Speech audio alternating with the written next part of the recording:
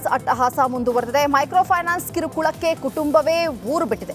ಯಾದಗಿರಿ ತಾಲೂಕಿನ ಯಡ್ಡಳ್ಳಿ ಗ್ರಾಮದ ಗೀತಮ್ಮ ಎಂಬುವವರ ಮನೆಗೆ ಫೈನಾನ್ಸ್ನವರು ಬೀಗ ಜಡಿದಿದ್ದಾರೆ. ಗೀತಮ್ಮರ ಮಗ ಮಲ್ಲಿಕಾರ್ಜುನ ಕಿಡ್ನಿ ವೈಫಲ್ಯದಿಂದಾಗಿ ಬಳಲ್ತಾ ಇದ್ದಾರೆ. ಮನೆಗೆ ಬೀಗ ಹಾಕಿ ದುಡಿಯೋಕೆ ಅಂತ ಬೆಂಗಳೂರಿಗೆ ಬಂದಿದ್ರು. ಈ ವೇಳೆ ಫೈನಾನ್ಸ್ನವರು ಮನೆಗೆ ಬೀಗ ಹಾಕಿದ್ದಾರೆ. ಮಗ ಬದುಕಲ್ಲ ಅಂತ ಊರಿಗೆ ಬಂದಾಗ ಮನೆಗೆ ಬೀಗ ಹಾಕಿದ್ದು ಕಂಡು ಕಣ್ಣೀರನ್ನ ಹಾಕಿದ್ದಾರೆ. ನಮ್ಗೆ ಮನೆ ಇಲ್ಲ, ಮನೆ ಕೀಲಿ ಹಾಕ್ಬೇಕು. ನಮ್ಮ ಮನೆ ಮುಟ್ಟು ಆರಾಮಿಲ್ಲ ಸರ್. ಈಗ ಹೆಂಗೆ ಮಾಡಬೇಕು? ನಮ್ಗೆ ಹೆಂಗೆ ಸಹಾಯ ಮಾಡಿ. ನಮ್ಮ ಮಗ ಇಲ್ಲಿ ದವಾಖಾನೆ ಇದ್ದಾನೆ ಸರ್. ಮನೆಗೆ ಹೋಗ್ಬೇಕಂದ್ರೆ ಮನೆ ಕೀಲಿ ಹಾಕ್ಬಿಟ್ರಿ ಸರ್. ನಮ್ಗೆ ಹೆಂಗೆ ಮಾಡಬೇಕು ಸರ್? ನೀವೇ ದಾರಿ ತೋರಿಸ್ರಿ, ನಮ್ಗೆ ಸಹಾಯ ಮಾಡಿರಿ. ನನ್ನ ಮಗ ಪೂರ ಬೈಲು ನೆಲಕ್ಕೆ ಬಿದ್ದುಬಿಟ್ಟಾನೆ ಸರ್. ನೋಡ್ರಿ ಸರ್, ಹೆಂಗೆ ಮಾಡಬೇಕು? ಪೂರ ನಮಗೆ ನನ್ನ ಸಾಲ ಮುಗಿಸ್ಬಿಡ್ರಿ ಸರ್. ನಮ್ಗೆ ಸಾಲ ಕಟ್ಲಕ್ಕೆ ನಮ್ಗೆ ಬೆಂಗಳೂರಿಗೆ ಹೋಗೋದಿಲ್ಲ. ನನ್ನ ಮಗ ಹಿಂಗೆ ಹಾಕಿ ಬಂದಾನೆ ಸರ್. ಇಲ್ಲ ಒಬ್ಬಕ್ಕೆ ಮುಟ್ಟಿ ಏನು ಮಾಡಬೇಕು ಸರ್? ನೀವೇ ಹೇಳ್ರಿ. ಇಷ್ಟೇ ನನಗೆ ಏನು ಬೇಕು, ನನ್ನ ಸಾಲ ಮುಗಿದು ನನ್ನ ಮಮ್ಮಿಗೆ ಆರಾಮ ಮಾಡಿ ನಾನು ಇಷ್ಟೇ ದಯವಿಟ್ಟು ಪ್ರಾರ್ಥನೆ ಮಾಡ್ತೀನಿ. ವಿಜಯನಗರದಲ್ಲಿ 76ನೇ ಗಣರಾಜ್ಯೋತ್ಸವದ ಸಂಭ್ರಮ ಮನೆ ಮಾಡಿದೆ. ಹೊಸಪೇಟೆಯ ಡಾಕ್ಟರ್ ಪುನೀತ್ ರಾಜ್ಕುಮಾರ್ ಜಿಲ್ಲಾ ಕ್ರೀಡಾಂಗಣದಲ್ಲಿ ಸಚಿವ ಜಮೀರ್ ಅಹಮದ್ ಖಾನ್ ಧ್ವಜ ಅರಳಿಸಿದ್ರು. Police, NCC, scout and guides, ವಿದ್ಯಾರ್ಥಿಗಳು, ಪೌರ ಕಾರ್ಮಿಕರು ಮತ್ತು ನಾನಾ ಪಡೆಗಳಿಂದ ಗೌರವ ವಂದನೆ ಸಲ್ಲಿಸಲಾಯಿತು. ಇದಕ್ಕೂ ಮುನ್ನ ದೇಶದ 2ನೇ ಅತಿ ಎತ್ತರದ ಧ್ವಜದ ಮೇಲೆ ಧ್ವಜ ಅರಳಿಸಲಾಯಿತು. ಇನ್ನು ವಿಜಯನಗರ ಕ್ಷೇತ್ರದ ಶಾಸಕ HR ಗವಿಯಪ್ಪ ಧ್ವಜಾರೋಹಣಕ್ಕೆ ಗೈರಾಗಿದ್ರು.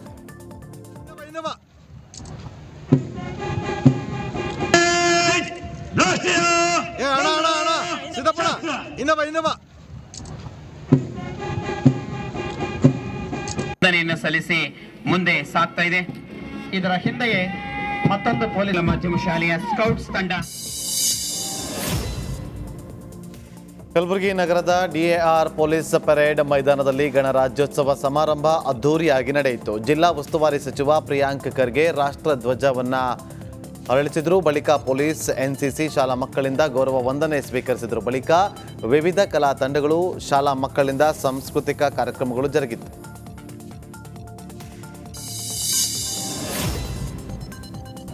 ಗಣರಾಜ್ಯೋತ್ಸವ ದಿನದ ಪ್ರಯುಕ್ತ ಯಾದಗಿರಿ ಮಂದಿಗೆ ತರೇಹವಾರಿ ಗರಿಗರಿ ದೋಸೆ ಸವಿಯುವ ಸ್ಪೆಷಲ್ ಆಫರ್ ಸಿಕ್ಕಿದೆ. ಕಾಡ್ಬೂರು ಪೆಟ್ರೋಲ್ ಬಂಕ್ ಬಳಿ ಇರುವಂತಹ ದೋಸಾ ಕಿಂಗ್ ಶಾಪ್ ಮಾಲೀಕ ಸ್ಪೆಷಲ್ ಆಫರ್ ಘೋಷಣೆಯನ್ನು ಮಾಡಿದ್ದಾರೆ. ಇಡೀ ದಿನ ಯಾವುದೇ ದೋಸೆ ಸವಿದ್ರೂ ಕೇವಲ 10 ರೂಪಾಯಿ ಅಂತ ಬೋರ್ಡ್ ಅನ್ನು ಹಾಕಿದ್ದಾರೆ. ಮಾಲೀಕ ಮಹೇಶ್ ರೆಡ್ಡಿ ವಿಶೇಷ ಆಫರ್ ಅನ್ನು ಕೊಟ್ಟಿದ್ದಾರೆ.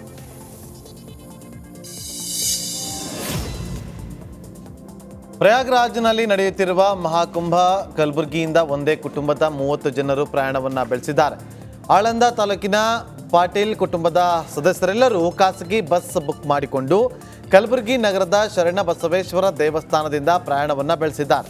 ಸಂತಸದಿಂದ ಪ್ರಭು ಶ್ರೀರಾಮನಿಗೆ ಜೈಕಾರ ಹಾಕಿ ಇಡೀ ಕುಟುಂಬದ ಸದಸ್ಯರು ಕುಂಭಮೇಳದಲ್ಲಿ ಭಾಗಿಯಾಗ್ತಿರೋದು ಅತ್ಯಂತ ಖುಷಿಯ ವಿಚಾರ.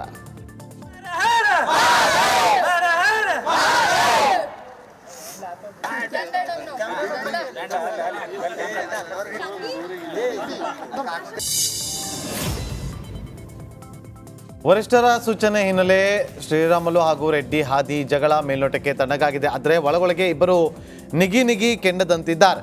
ವಾಲ್ಮೀಕಿ ಸಮುದಾಯದ ರಾಮುಲುಗೆ ಅನ್ಯಾಯ ಮಾಡಿದ್ರು ಅಂತ ಅನುಕಂಪ ಪಡೆದು ವರ್ಚಸ್ಸು ಹೆಚ್ಚಿಸಿಕೊಳ್ಳಲು ರಾಮುಲು ಗೇಮ್ ಪ್ಲಾನ್ ಮಾಡ್ತಾ ಇದ್ದಾರಂತೆ. ಇನ್ನೊಂದೆಡೆ ಜನಾರ್ದನ್ ರೆಡ್ಡಿಯಿಂದಲೂ ಶ್ರೀರಾಮುಲು ವಿರುದ್ಧ ಗೇಮ್ ಪ್ಲಾನ್ ನಡೆದಿದ್ದಂತೆ. ಪಕ್ಷ ಬಿಡಲು ರಾಮುಲು ಈ ರೀತಿ ನಾಟಕ ಮಾಡ್ತಿದ್ದಾರಂತ ಬಿಂಬಿಸಲು ಯತ್ನಿಸಿದ್ದಾರೆ ಅನ್ನೋ ಚರ್ಚೆ ಜೋರಾಗಿದೆ. ಶ್ರೀರಾಮುಲು ಕಾಂಗ್ರೆಸ್ ಪಕ್ಷಕ್ಕೆ ಬರೋದಿಲ್ಲ, ಅದು ಊಹಾಪೋಹದ ಸುದ್ದಿ ಅಂತ ಹೇಳಿ ಹೊಸಪೇಟೆಯಲ್ಲಿ ಸಚಿವ ಜಮೀರ್ ಅಹಮದ್ ಖಾನ್ ಹೇಳಿದ್ದಾರೆ. ಜನಾರ್ದನ ರೆಡ್ಡಿ ಶ್ರೀರಾಮುಲುದು ಒಳಜಗಳ, ಅವರ ಬೇಳೆ ಬೇಯಿಸಿಕೊಳ್ಳೋದಕ್ಕೆ ಅವರು ಏನ್ ಬೇಕಾದರೂ ಮಾತನಾಡ್ತಾರೆ ಅಂತ ಜಮೀರ್ ಹೇಳಿದ್ರು. ಸುದ್ದಿಗಳು ಅದು ಊಹಾಪೋಹ ಸುದ್ದಿಗಳು, ಅವ್ರವ್ರದ್ದು ಜನಾರ್ದನ್ ರೆಡ್ಡಿದು ಅವ್ರದ್ದು ಇಂಟರ್ನಲ್ ಗಲಾಟೆ ಅವ್ರದ್ದು. ಇದು ಊಹಾಪೋಹ ಸುದ್ದಿ. ಕಾಂಗ್ರೆಸ್ ಬರ್ತಾರಂತ ಹೇಳ್ಬಿಟ್ಟು ಆ ತರ ಏನ್ ನನ್ ಕಾಣ್ತಾ ಇಲ್ಲ. ಅವ್ರು ಕಾಂಗ್ರೆಸ್ ಬರ್ತಾರಂತ ಅವ್ರು ಬರಲ್ಲ ರೀ. ಏನಕ್ಕೆ ಬರ್ತಾರ ಅವರು? ಬರಲ್ಲ. ಅವ್ರೆಲ್ಲ ಈಗ ಮುಂಚೆಯಿಂದ ಗೊತ್ತಿದ್ದೆ ಅವ್ರ ಬಗ್ಗೆ. ನಾನು ಹೆಚ್ಚಾಗಿ ಹೇಳಲ್ಲ. ಅವ್ರು ಬೇಳೆ ಬೆಳೆಸ್ಕೊಳಕ್ಕೆ ಏನ್ ಬೇಕಾದ್ರೂ ಮಾಡ್ತಾರ. ಅವ್ರು ಜನಾರ್ದನ್ ರೆಡ್ಡಿ ಅವ್ರು ಬೇರೆ ಬೆಳೆಸ್ಕೊಳಕ್ಕೆ ಅವ್ರು ಏನ್ ಬೇಕಾದ್ರೂ ಮಾಡ್ತಾರೆ. ಬಿಜೆಪಿ ರಾಜ್ಯಾಧ್ಯಕ್ಷರಾಗುವ ಆಸೆಯನ್ನ ಮತ್ತೆ ಬಸನಗೌಡ ಪಾಟೀಲ್ ಯತ್ನಾಳ್ ಹೊರ ಹಾಕಿದ್ದಾರೆ. ವಿಜಯಪುರದಲ್ಲಿ ಮಾತನಾಡಿದ ಅವರು ಬಿಜೆಪಿ ರಾಜ್ಯಾಧ್ಯಕ್ಷ ಸ್ಥಾನಕ್ಕೆ ಸ್ಪರ್ಧಿಸಲು ಸಿದ್ಧ, ಸ್ಪರ್ಧೆ ಖಚಿತ, ಗೆಲುವು ನಿಶ್ಚಿತ, ಠೇವಣಿ ಉಚಿತ ಅಂತ ಹೇಳಿದರು. ನನ್ನ ಹೆಸರು ಅಂತಿಮವಾದರೆ ಸ್ಪರ್ಧಿಸುವೆ, ಕೋರ್ ಕಮಿಟಿ ಸಭೆಯಲ್ಲಿ ನಿರ್ಣಯ ಆಗುತ್ತೆ. ನನ್ನ ಹೆಸರು ಫೈನಲ್ ಆದರೆ ನಾನೇ ಸ್ಪರ್ಧೆ ಮಾಡ್ತೀನಿ ಅಂತ ಯತ್ನಾಳ್ ಹೇಳಿದ್ದಾರೆ. ನಾವು ನಿರ್ಣಯ ಮಾಡಿಬಿಟ್ಟೆವು, ಸ್ಪರ್ಧೆ ಖಚಿತ, ಸ್ಪರ್ಧೆ ನಿಶ್ಚಿತ, ಠೇವಣಿ ಉಚಿತ. ಅಲ್ಲಿ ನಮ್ಮದು ಒಂದು ಕೋರ್ ಕಮಿಟಿ ಐತಿ, ಅಲ್ಲಿ ಚರ್ಚೆ ಮಾಡ್ತೀವಿ ಯಾರು ಸೂಕ್ತ ಅಭ್ಯರ್ಥಿಗಳು ಅದನ್ನು ನೋಡಿ ನಮ್ಮ ಕೋರ್ ಕಮಿಟಿ ಯಾರು ನಿರ್ಣಯ ಮಾಡ್ತೈತೆ ಅವ್ರನ್ನ ಅಭ್ಯರ್ಥಿ ಮಾಡ್ತೀವಿ. ಪ್ರಜಾತಂತ್ರ ಬಿ ಜೆ ಪಿ ಒಳಗೆ ಐತೆ ತೋರಿಸ್ಕೊಡ್ತೀವಿ. ಒಂದು ವೇಳೆ ಕೋರ್ ಕಮಿಟಿಯಲ್ಲಿ ಯತ್ನಾಳ್ ಹೆಸರು ಅಂತಿಮವಾದರೆ ಸ್ಪರ್ಧೆ ಖಚಿತ, ಗೆಲುವು ನಿಶ್ಚಿತ. ಅವು ಯಾವುದೋ ಫಾಲ್ತು ಅದಾವ ಸೋಮ ಅವು ಯಾವ ಇದಕ್ಕೆ ನಮ್ಮ ಮುನ್ಸಿಪಾಲ್ಟಿಗೆ ಆರಿಸ್ಬಿಡ್ದಿಲ್ಲ. ಜಿಲ್ಲಾಧ್ಯಕ್ಷ ಆಗ್ತೀವಿ ನಾವು, ರಾಜ್ಯಾಧ್ಯಕ್ಷ ಆಗ್ತೀವಿ ನಾವು. ಅವೇನು ಆಗೋಲ್ಲ ಹೋಗೋಲ್ಲ. ಈಗ ಯಾರು ಅದಾರ ಅವ್ರು ಸೂಕ್ತ ಅದಾರ ಅವರೇ ಆಗ್ತಾರೆ. ನಾವು ವಿಜಯಪುರ ಜಿಲ್ಲೆಯಲ್ಲೂ 76ನೇ ಗಣರಾಜ್ಯೋತ್ಸವದ ಅಂಗವಾಗಿ ಜಿಲ್ಲಾ ಉಸ್ತುವಾರಿ ಸಚಿವ ಎಂಬಿ ಪಾಟೀಲ್ ಧ್ವಜ ಅರಳಿಸಿದರು. ವಿಜಯಪುರದ ಅಂಬೇಡ್ಕರ್ ಜಿಲ್ಲಾ ಕ್ರೀಡಾಂಗಣದಲ್ಲಿ ಮಹಾತ್ಮ ಗಾಂಧಿ ಡಾಕ್ಟರ್ ಬಿಆರ್ ಅಂಬೇಡ್ಕರ್ ಭಾವಚಿತ್ರಕ್ಕೆ ಪುಷ್ಪ ನಮನ ಸಲ್ಲಿಸಿದರು. ಶಾಸಕ ಯತ್ನಾಳ್, ಸಂಸದ ರಮೇಶ್ ಜಿಗಜಿಣಗಿ, ವಿಧಾನ ಪರಿಷತ್ ಸದಸ್ಯ ಎನ್ ರವಿಕುಮಾರ್, ಕೇಶವ ಪ್ರಸಾದ್ ಉಪಸ್ಥಿತರಿದ್ದರು. ಬಳಿಕ ತೆರೆದ ವಾಹನದಲ್ಲಿ ಆಕರ್ಷಕ ಪಥ ಸಂಚಲನವನ್ನು ವೀಕ್ಷಿಸಿದರು.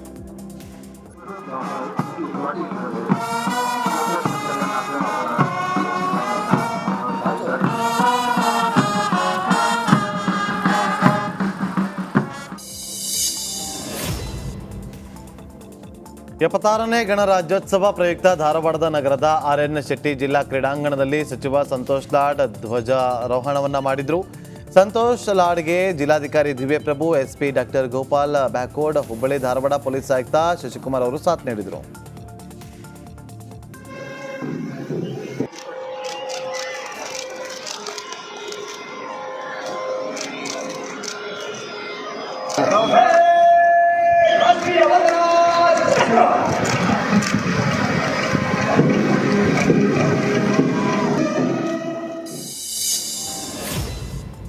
ಬೆಳಗಾವಿಯಲ್ಲಿ ಉಸ್ತುವಾರಿ ಸಚಿವ ಸತೀಶ್ ಜಾರಕಿಹೊಳಿ 76ನೇ ಗಣರಾಜ್ಯೋತ್ಸವದ ಪ್ರಯುಕ್ತ ಧ್ವಜ ಅರಳಿಸಿದ್ರು. ಬಳಿಕ ಪೊಲೀಸರಿಂದ ಗೌರವ ವಂದನೆ ಸ್ವೀಕರಿಸಿ ಆಕರ್ಷಕ ಪರೇಡ್ ವೀಕ್ಷಿಸಿದರು.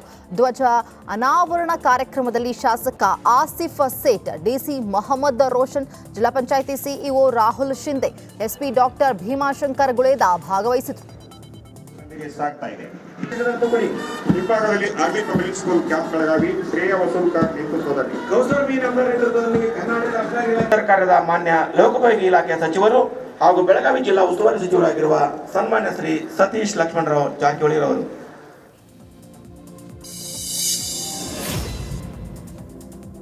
ಬಾಗಲಕೋಟೆಯ ನವನಗರದ ಜಿಲ್ಲಾ ಕ್ರೀಡಾಂಗಣದಲ್ಲಿ ಜಿಲ್ಲಾ ಉಸ್ತುವಾರಿ ಸಚಿವ ಆರ್.ಬಿ. ತಿಮ್ಮಾಪುರ್ ಧ್ವಜ ಅನಾವರಣ ಮಾಡಿದರು. ಬಳಿಕ ಸಚಿವರು ತೆರೆದ ವಾಹನದಲ್ಲಿ ವಿವಿಧ ಕವಾಯತು ತಂಡಗಳನ್ನು ಪರಿವೀಕ್ಷಣೆ ಮಾಡಿದರು. ನಂತರ ವಿವಿಧ ಕವಾಯತು ತಂಡ ಹಾಗೂ ಶಾಲಾ ವಿದ್ಯಾರ್ಥಿಗಳಿಂದ ಪಥಸಂಚಲನ ನಡೆಯಿತು. ಸಂಸದ ಗದ್ದಿಗೌಡರ್, ಎಂಎಲ್ಸಿಗಳಾದಂಥ PH ಪೂಜಾರ್ ಹಾಗೂ ಹನುಮಂತ ನಿರಾಣಿ ಸೇರಿದಂತೆ ಜಿಲ್ಲೆಯ ಅಧಿಕಾರಿಗಳು ಭಾಗಿಯಾಗಿದ್ದರು.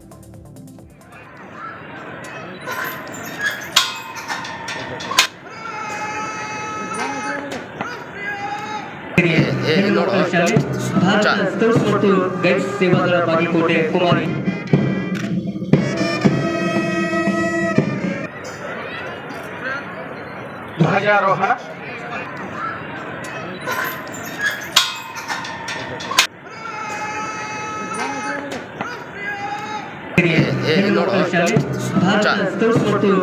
ಸೇವಾದಳ ಬಾಗಲಕೋಟೆ ಕುಮಾರಿ